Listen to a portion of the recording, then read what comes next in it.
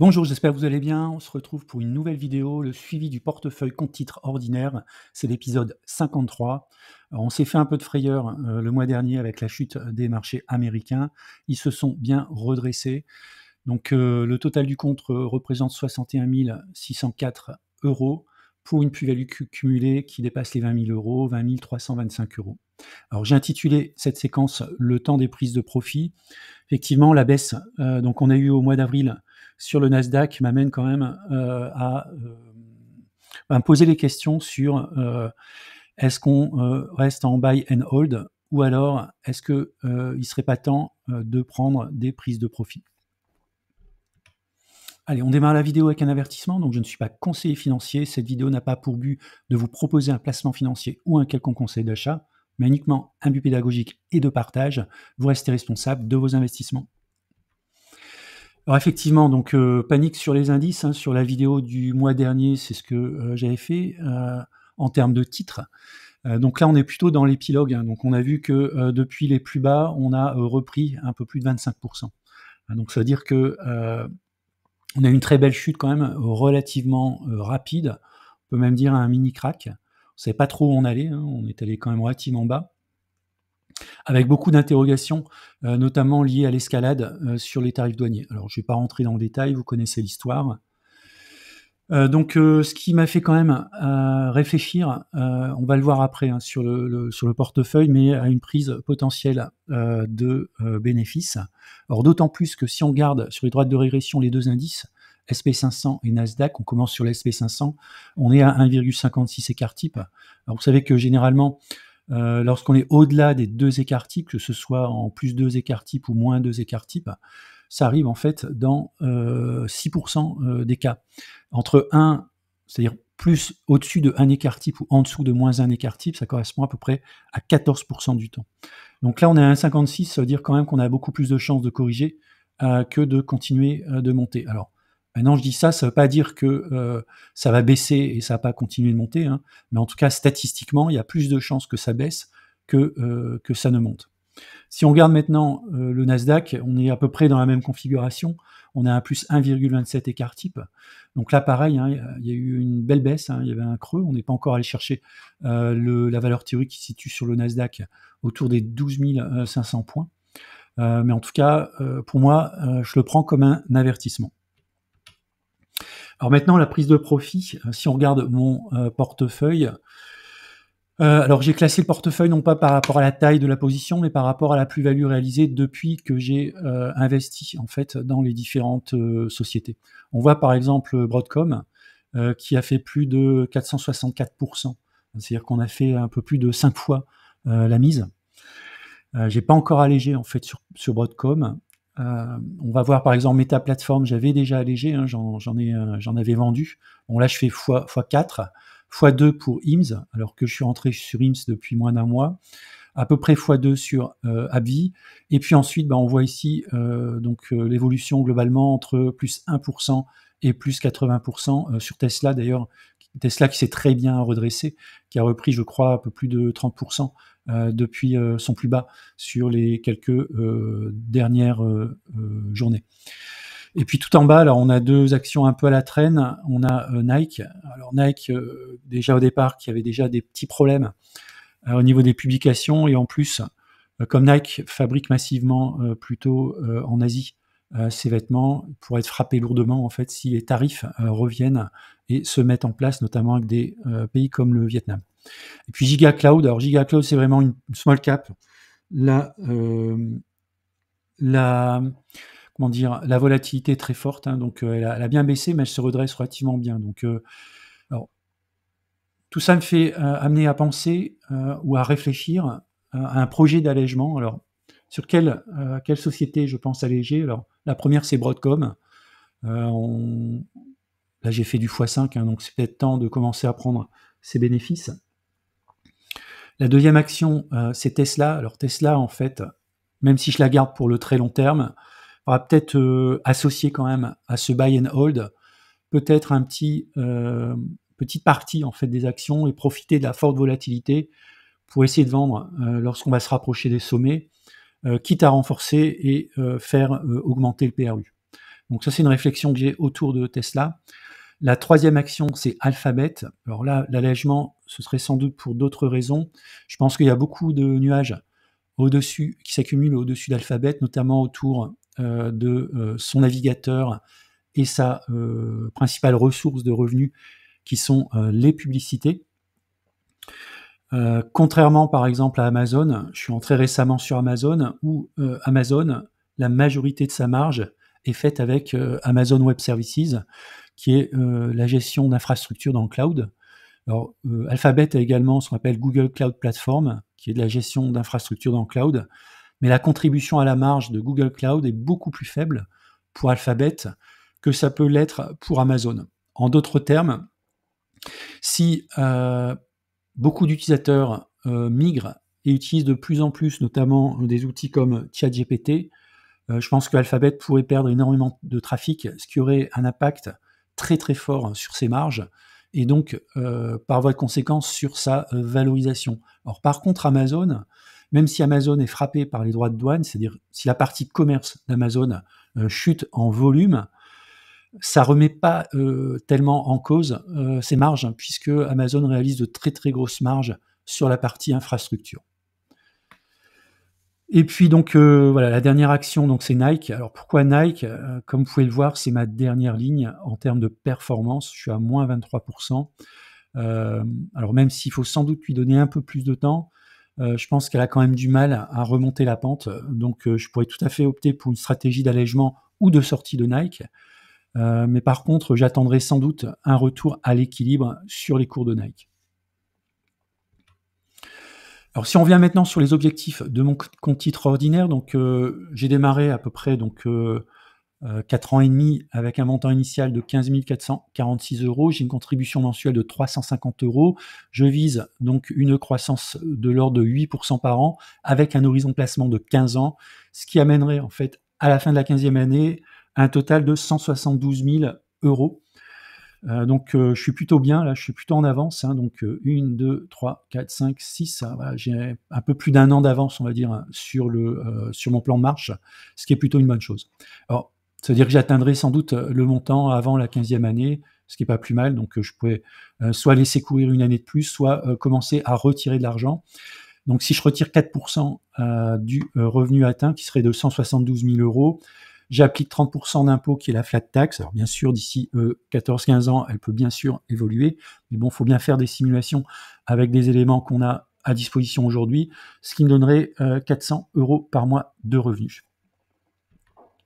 Alors maintenant, si on regarde l'évolution du compte titre ordinaire par rapport au mois dernier, donc on voit que Tesla est toujours ma première ligne. Alors comme l'action Tesla a repris un peu de poil de la bête, donc j'ai 24%, c'est ma première ligne.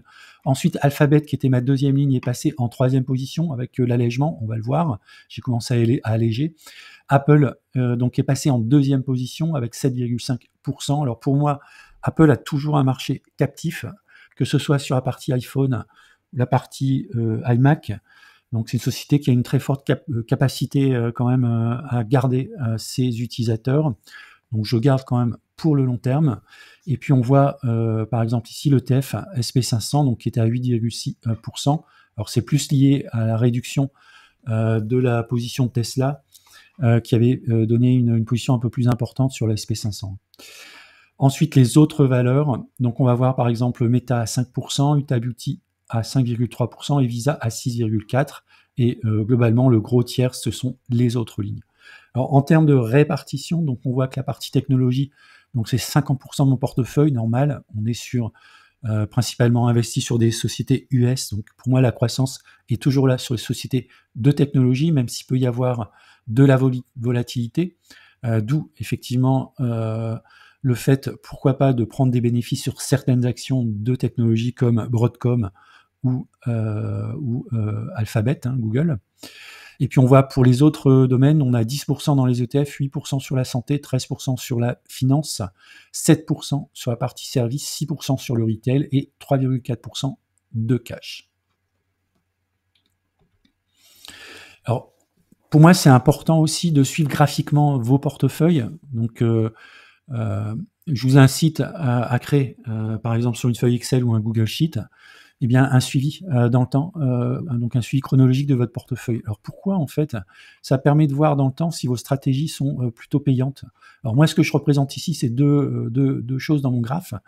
Le premier en bleu, c'est l'évolution de mon compte titre ordinaire.